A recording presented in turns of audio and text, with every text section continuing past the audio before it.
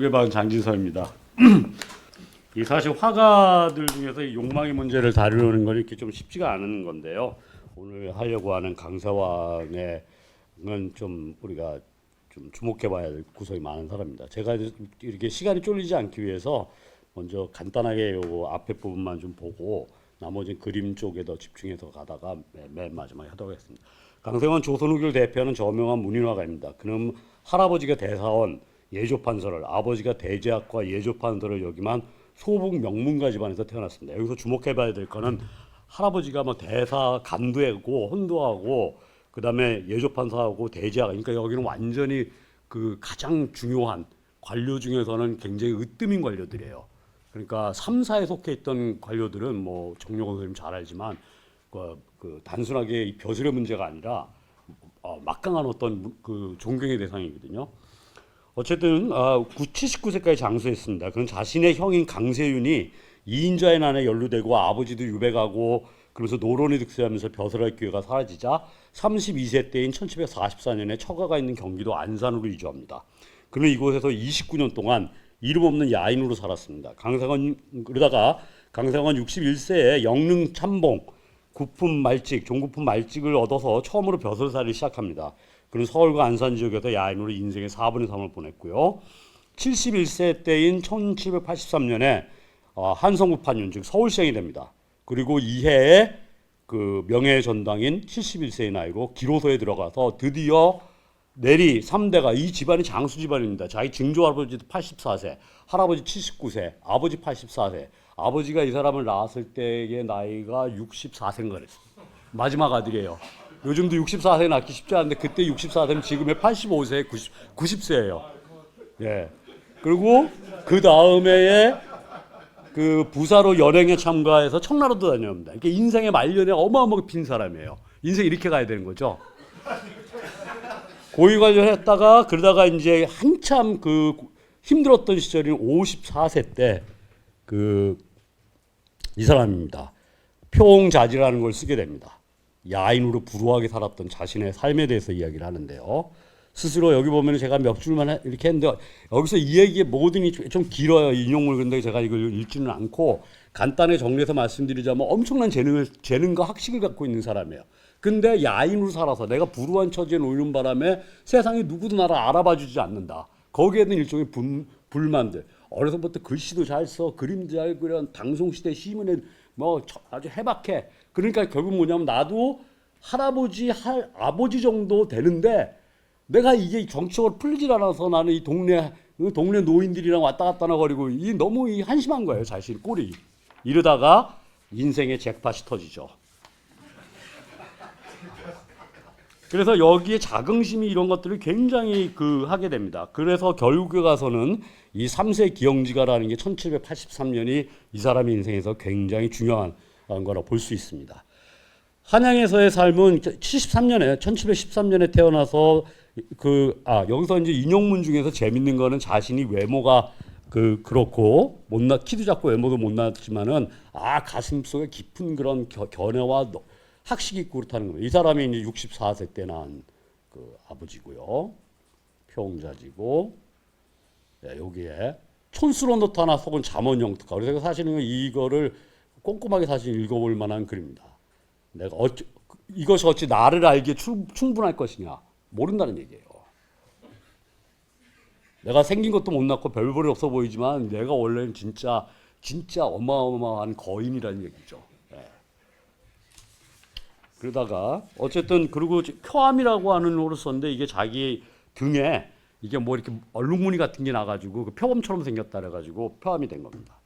그러니까 뭐 자기 할아버지 강백년 그다음에 자기 아버지 강연 대단했는데 여기서 이제 사건이 벌어집니다. 자기 아버지가 그러니까 뭐 국사 아시는 분 다 조금 우리 역사 아시는 분 아시겠죠? 이 사람이 속한 당파는 소북, 그러니까 동인에서 남인 북인이 나오고 북인에서 대북 소북이 나와서 그 소북이니까 정치적으로는 가장 마이너한 집단입니다. 그래가지고 이 사람들이 남인하고 소론들하고 그러니까 서인에서 노론 소론이 갈라져 있는데 이때 이제 노론 그 아버지가 아주 막강하게 다 청백리였고 했는데 신임사화 즉 뭐냐면은 장희빈의 아들 경종이 즉위하고 경종이 몸이 비실비실하고 하니까 노론들이 이때다 해가지고 그 왕세제인 훗날이 영조가 되는 연인군에게 대리청정을 시켜라 하니까 이제 이 소론들이 들고 일어나서 이 노론 이놈들 다 역적놈들이다. 응? 응? 감히 왕한테 그 대리청정 시킨다고 해가지고 노론 4대신을 갖다 몰살을 시켜버려요. 거기에 취재관, 그러니까 그걸 국문하는 역할 중을 한 사람 중에 하나가 강서양의 아버지입니다. 그래서 유배를 가요. 영조주의라고. 그 다음에는 어떤 사건이 벌어지면 이게 코미디 중에 코미디인데 자기 형인 강세윤이 이인자의 반란 때 진압군으로 갔습니다. 그랬는데 이제 포로들을 갖다가 이놈들을 잡아놨는데 우리랑 내통했던 자라는 거예요. 근데 그 사람은 이름이 정세윤이에요. 강세윤이 아니고. 이름도 잘 지어야 돼요. 이러니까 엉뚱하게 형은 역적객과 내통한 자로 해가지고 유배 가고 이 바람에 완전히 이 집안은 끝나버리는 겁니다. 그 몇 년 사이에. 그래서 계속 이건 이 자기 형 때문에 이렇게 되고 나중에 신혼은 됐지만 이 사람은 그래서 어쩔 수 없이 안산으로 가서 여기서부터 이제 제가 좀 설명드리겠습니다. 이 현정승집도는 뭐냐 그러니까 안산에 내려가서 성호 이익의 친척들 그 다음에 제자들 그 사람들하고 이렇게 어울려 지내는 거예요. 그게 인생의 대부분의 시간들을 그렇게 보냅니다. 그러니까 언제 벼슬을 할지 알 수도 없고 그러니까 아까 평자지로 섰을 때가 54세 때 이미 이제 난 다 끝났구나 하는 그런 굉장한 절망감이 그러니까 그 글은 굉장히 중요한 글이고 강서왕을 이해하는데 행간을 꼼꼼히 읽어야 되는 그런 겁니다. 이 뭐냐면은 이 현정승집도는 1747년 초복 다음 날인 6월 12일에 개를 잡아먹은 후 유경룡이라고 하는 이제 자기 처남의 이제 인척이죠. 청문당에 모여서 평안한 오후에 한때를 보내고 있는 모임을 강서왕이 그린 기록화입니다. 이쪽에 있는 사람이 강서왕이고요. 여기가 이 주인인 유경룡, 여기가 강서왕의 처남인 유경종입니다. 그러니까 이 사람들 지금 여기 기록하지만 실제로 이제 보면 이 앉아 있는 사람들 뱃속에 전부 개고기가 들어가 있는 거죠. 요즘 같으면은 참 말하기도 그런 건데 어쨌든 그런 상황입니다. 이 사람의 그 일생에서 중요하게 저희가 살펴봐야 될 거는 이 야인 시절에 이 사고인이라고 하는 걸 씁니다. 사고인은 뭐냐면 문구가 적혀 있는 거예요. 이름이 아니라 유명한 문구를 갖다가 적어서 도장으로 쓰는 겁니다. 그 여기 보면은 이쪽에 보면 세계탁 아독청이라고 나옵니다. 이건 뭐냐면 세상 사람들이 모두 혼탁한데 나 홀로 맑다는 뜻입니다. 이 인장을 갖다가 36세 때 제가 안산으로 이주한 지 4년이 지난 그때 그린 초당 한거대에 보입니다. 그러니까 이제 오동나무 아래 거기 정자에도 물끄러미 뭘 바라보고 있는 노인이 나타나 있는데요. 이때 이 세계탁 아독청 사고인은 구런과 관련됩니다. 구런의 어부사에서 세상이 모두 혼탁한데 나 혼자 맑다 하는. 근데 사실상 이제 이쪽에 그림에 보이는 그 구런 자체가 세상으로부터 버림받아서 야인이 되죠. 거의 방랑객이 되는데 마찬가지로 강서왕도 야인의 어떤 심정을 대변하는 겁니다. 이런 것들이 중요한 겁니다. 사실 밀사에서 여기 보면 무일점진 한 점의 티끌도 없다. 그러니까 맑다는 얘기죠. 여기도 8폭으로 돼 있는데요. 이 사군자병풍. 그러니까 보면은 배 타고 있는 사람, 나무에서 뭔가를 바라보는 사람, 당나귀 타고 홀로 가는 사람, 대나무, 그리고 난초, 그리고 지팡이 짚고 겨울에 이제 걸어가는 이 노인 같은 분 있고 여기도 강변에서 지팡이 잡고 있는 사람. 굉장히 이 자전적인 그것들이 많이 있는 그 그림이라 볼 수 있습니다. 무일점진은 그러니까 세계탁 아독청 인장하고 같은 거라고 볼 수 있습니다. 독청이라고 할 수 있는 거죠. 이들은 지금 여기 그림에 등장하는 사람은 거의 모두 다 야인이라고 볼 수 있고 난초와 대나무도 군자의 상징이지만 또한 야인의 상징이기도 합니다. 그래서 다시 이제 결국에서 61세 때 그러니까 아들들이 그 다음부터 이제 잘 되기 시작합니다. 그래서 아들들이 막 과거에 급제하고 그리고 1773년에 영조가 양로연을 베풀었는데 그 당시 이제 맏아들인 그 강인이 승종원에 속한 정치부 벼슬이었던 주서였었는데 이 잔치에 참여를 합니다. 이것을 계기로 영조가 비록 소북이었지만 그 빛나는 옛날 관료들 그러니까 자기 아버지 시대 숙종 그다음 그 위에 세대에서 유명했던 관료였던 강연을 생각하면서 아직도 아버지가 살아있냐 할까 예 그렇습니다 하니까 그러면 강성화에게 영릉 참봉 벼슬 제일 말단이죠 종국분. 근데 이게 세상을 잘 만나야 되는 게요.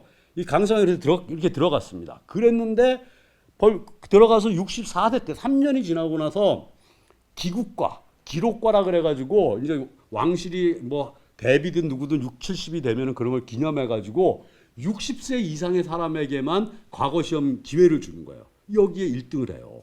뭐 60세 이상 뭐 과거 볼 사람 몇 명 안 됐겠지만, 그러니까 이걸 수석을 해서도 순간적으로 튀었는데, 그러니까 이것도 언제 생긴 거냐면 영조 불과 20년 전 1756년에 처음 생긴 거예요. 야, 그러니 이게 이제 잭팟이 터지기 시작하는 겁니다.